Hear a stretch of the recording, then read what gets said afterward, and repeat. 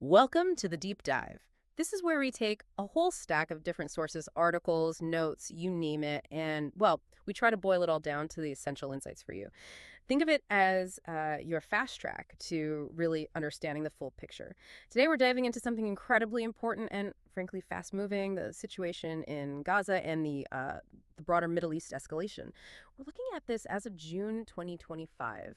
And we've really cast a wide net for this one. We've pulled together a pretty comprehensive snapshot for you from places like Reuters, Washington Post, Al Jazeera, Wall Street Journal, The Guardian, AP News, and we've also got a key Wikipedia entry in the mix. Our goal here, our mission for this deep dive, is pretty straightforward. Help you navigate all this complex information. We want you to understand the really pressing developments, on the ground in Gaza, but also grasp the wider regional picture, the escalating tensions. So you'll walk away feeling informed, hopefully not overwhelmed, with key facts, maybe some surprising details, and hopefully connecting some of those dots. Okay, let's unpack this. Yeah, and what's really striking, I think, right now is just how relentless things are on the ground, especially the human toll inside Gaza itself. Yeah. As of, June 18th, 2025, the civilian casualties are, well, they're just staggering. Staggering is exactly the word. I mean, in just the last 24 hours, reports say at least 140 Palestinians killed across Gaza. But the thing that's truly harrowing and maybe gives a chilling sense of where this is going is where some of these casualties are happening. At aid distribution sites. I mean, these are supposed to be protected spaces, right? Universally understood as civilian zones. Can you maybe give us some context on these specific incidents? Why there? Yeah, it's a profound and disturbing shift. Look at Khan Yunis, for example. We're seeing reports about 51 people killed, over 200 wounded, just Right. waiting for food. And it's not just a one-off incident. There were other strikes near aid sites in central Gaza, another 11 killed, over 100 injured there. These aren't abstract numbers, Yeah. They point to a real breakdown maybe in the very idea of sanctuary. And if you connect that to the bigger picture, well, it just underlines the escalating human costs since this phase began back in October 2023. Gaza's health ministry is now reporting over 55,600 deaths, nearly 130,000 wounded. It really makes you ask, what does targeting these vital lifelines, these aid spots, actually mean for survival in Gaza? And it's not just the direct attacks, is it? The whole support infrastructure seems to be crumbling. Medical services, you hear they're in dire straits. Hospitals just completely overwhelmed. Yeah. And facing severe fuel shortages, that directly hits their ability to function at all. Which I suppose leads us right into the challenged aid network itself. There's this entity, the Gaza Humanitarian Foundation, GHF, backed by the U.S. and Israel, operating what's called a limited aid network.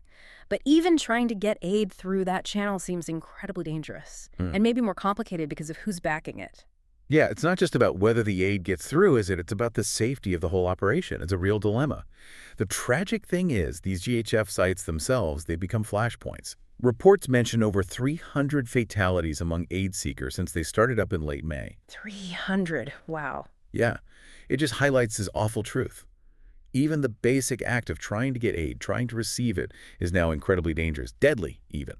So it forces you to confront these really uncomfortable questions about, well, accountability, protecting civilians in this unique and perilous environment, especially given GHF's own operational hurdles and, the scrutiny it's under. And it's not only the people seeking aid who are at risk, right? Our sources mentioned an earlier incident.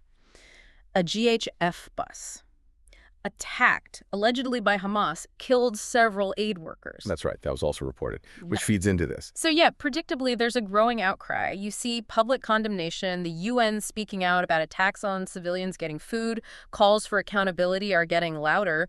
Are we seeing from the sources any immediate sort of concrete steps being talked about to actually address this, Yeah. to bring some accountability? Well, the calls are definitely getting louder. You're right. But tangible, coordinated action, that seems to be a major challenge while the conflict is still raging. But this immediate crisis, this humanitarian disaster in Gaza, it's really just one part of a much bigger and frankly rapidly expanding regional conflict. It's pretty clear the situation isn't just Gaza anymore. It's tangled up with this broader, very worrying escalation, specifically between Israel and Iran. Right, and that's where the regional side really kicks in, this intensification of cross-border strikes.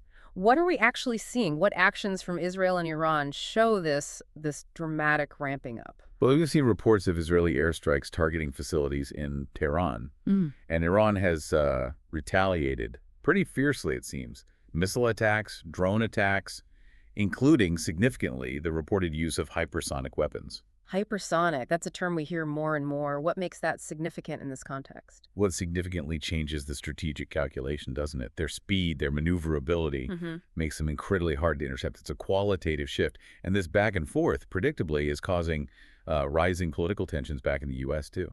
Okay, so beyond the direct military stuff, what about the global reactions? How's this playing out politically on the world stage? Yeah, looking at the international response, it's interesting. You have former U.S. President Trump, for example, publicly calling for Iran's unconditional surrender, even suggesting more strikes could be needed, Hmm. which obviously sparks a huge debate within the U.S. political scene. Hmm. But the practical results of all this tension are very real, too. We're seeing Western countries actually evacuating their citizens from the region. Evacuations, that really tells you It something. does. It points to this deep, widespread anxiety about what might happen next. So let's try and zoom out a bit then. What does all this mean, bigger picture, broader humanitarian, strategic implications? It's easy to get lost in the day-to-day numbers, horrifying as they are. But if we place this in the context of, what, a 23-month war in Gaza now, we mentioned the death toll, over 55,000 confirmed, mostly civilians. What does that do to the fabric of a society beyond the immediate fighting? It casts just a catastrophic, long shadow. I mean, forget the direct conflict for a second. Yeah. The environmental conditions, the basic humanitarian situation, it's getting significantly worse. We talked about fuel shortages for hospitals, but it's also hitting access to clean water for everyone. Right. And that's not just an inconvenience, is it? It triggers a whole cascade of other problems. Disease risks, the complete collapse of essential services. Survival itself becomes, a constant daily struggle. And then there's the military control aspect, this offensive in May 2025, Operation Gideon's Chariots. The result is about half of Gaza now under Israeli military control since mid-May. For you listening, what's the significance of that? The strategic aim or the immediate impact beyond just holding territory? How does that connect back to the aid problems and everything else? Well, Operation Gideon's Chariot seems to be a strategic push, right? To dismantle specific infrastructure, assert control over key areas, which naturally has huge implications for aid delivery, for civilian movement within those controlled zones. So this shift in military control, it just further complicated an already incredibly fragile situation. And in response to all of this, you are seeing that mounting international pressure. UN agencies, global leaders, they're increasingly calling for transparency, for restraint. The focus seems particularly sharp on, preventing attacks on civilians and making sure aid can actually get in unimpeded. It really highlights the global concern, this sense of urgency about the tragedy unfolding and the need to stick to humanitarian principles. But the reality on the ground makes that incredibly challenging. So as we kind of wrap up this deep dive, it's clear we've covered a lot of ground. It's multifaceted, incredibly complex. But hopefully, you've now got a clearer understanding of that devastating humanitarian crisis in Gaza, the shocking casualties, the struggling aid network.